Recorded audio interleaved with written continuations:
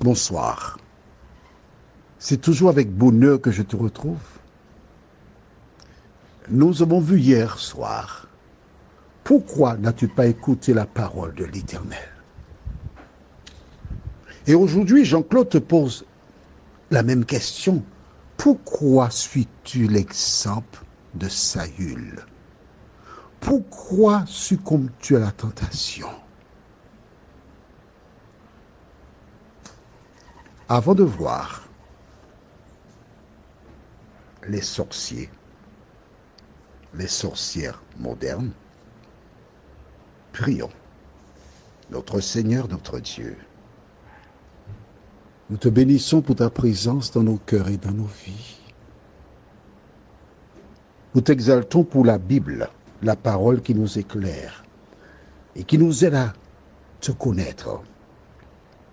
Merci de nous aider à lâcher prise, à abandonner les pratiques, coutumes, enseignements qui n'ont aucune fondation biblique. Permets que chacune et chacun réalise que nous sommes en guerre et l'ennemi incite des gens à faire le contraire de ce qu'enseigne la Bible, Seigneur. Merci de nous aider à comprendre cela. Cet esprit, aide-nous à lâcher prise. Nous t'avons prié au nom de Jésus et pour ta gloire éternelle. Amen. Nous lisons dans 1 Samuel chapitre 15, versets 22 et 23.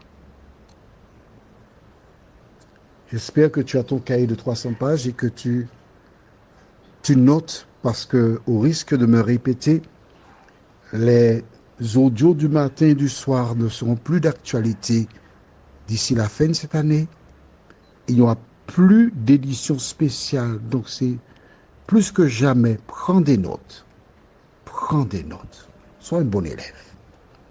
1 Samuel 15, versets 22-23 déclare. Samuel dit, « L'Éternel trouve-t-il du plaisir dans les holocaustes et les sacrifices comme dans l'obéissance à la voix de l'Éternel? Voici, l'obéissance vaut mieux que les sacrifices, et l'observation de sa parole vaut mieux que la graisse des béliers. » Pourquoi? Verset 23. Car la désobéissance est aussi coupable que la divination. Divination, c'est essayer de deviner, c'est la sorcellerie. Et la résistance ne l'est pas moins que l'idolâtrie et les téraphimes. Résister à la parole de Dieu, faire le contraire, c'est l'équivalent de se livrer à l'idolâtrie. Qu'est-ce que l'idolâtrie? C'est avoir des idoles.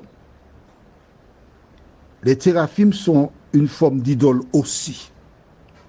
La fin du verset 23.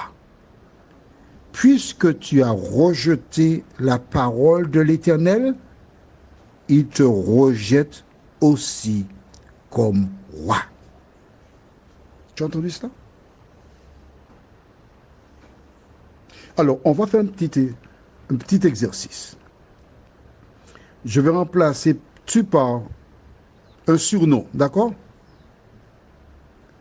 Alors, puisque Lily a rejeté la parole de l'Éternel, l'Éternel rejette Lily aussi.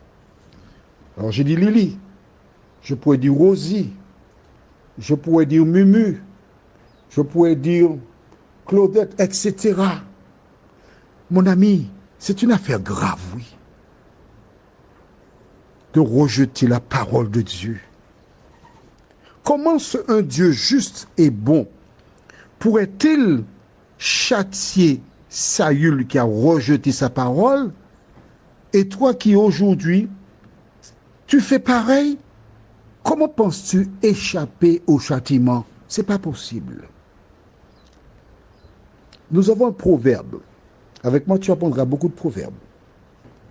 Un proverbe aux Antilles qui dit, en créole, Même bâton qui bat chien noir, qui bat chien blanc. Le même bâton qui a frappé le chien noir frappera aussi le chien blanc. C'est le même Dieu. Il ne change pas.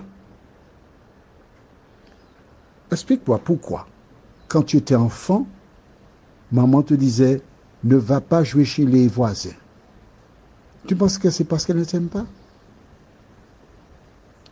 Elle a vu que les voisins n'ont pas d'hygiène. Les enfants sentent. Les propos qu'ils tiennent sont dégradés, injurieux, ils n'ont pas de respect. Et parce que maman t'aime, elle te dit, ne va pas jouer chez les voisins. Que dois-tu faire? Obéir. Mais dans ton enfance, dans l'éducation que tu as reçue, ce sont les mêmes principes pratiquement que Dieu a mis en place. L'obéissance. Et j'aime bien quand mes filles, bon, c'est passé il y a plus de 20 ans, donc c'est plus punissable par la loi. Quand je les tapais, je disais, il faut oh, oh, oh, oh. Je frappais, elle devait dire, obéir, oh, oh, oh, obéir. Pourquoi je le faisais? Parce que je les aime. Je voulais qu'elles aient les normes. Mais note avec moi qu'une première fois, lorsque Samuel s'est adressé à cet homme,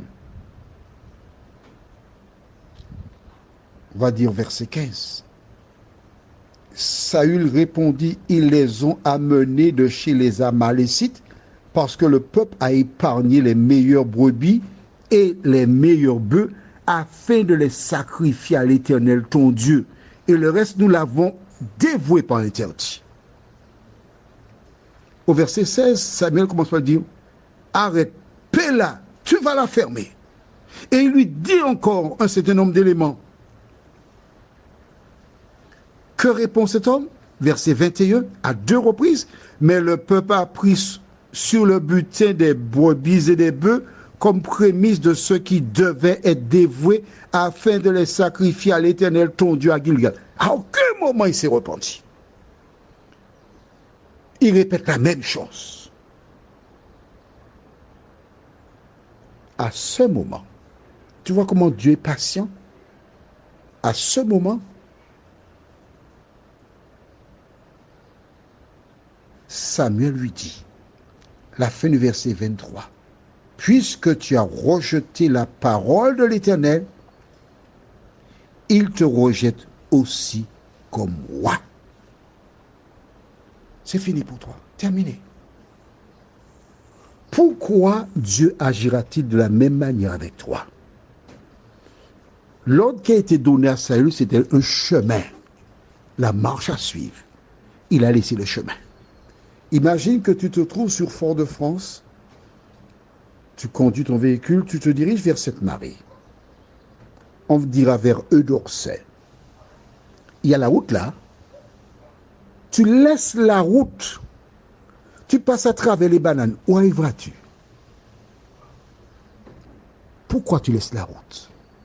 Pourquoi Saül a-t-il laissé la route? Pourquoi laisses-tu la route? La route c'est quoi? Jean 14, verset 6. Jésus lui dit, je suis le chemin, la vérité et la vie.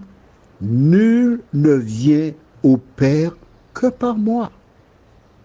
En rejetant Jésus, en rejetant sa parole, tu passes à travers moi. Le seul chemin qui conduit à Dieu, c'est Jésus. Que l'Éternel continue son œuvre dans ton cœur. Que le Saint-Esprit te permette de relire à tête reposée, d'écouter à nouveau cet audio et de réaliser que toutes celles et ceux qui désobéissent à la parole de Dieu connaîtront le même sort que Saül. Que le sang de Jésus nous lave. Que ses anges veillent sur nous. Amen. Je te souhaite une bonne nuit. Pense-y. Cesse de lutter avec Dieu. Donne-lui ton cœur.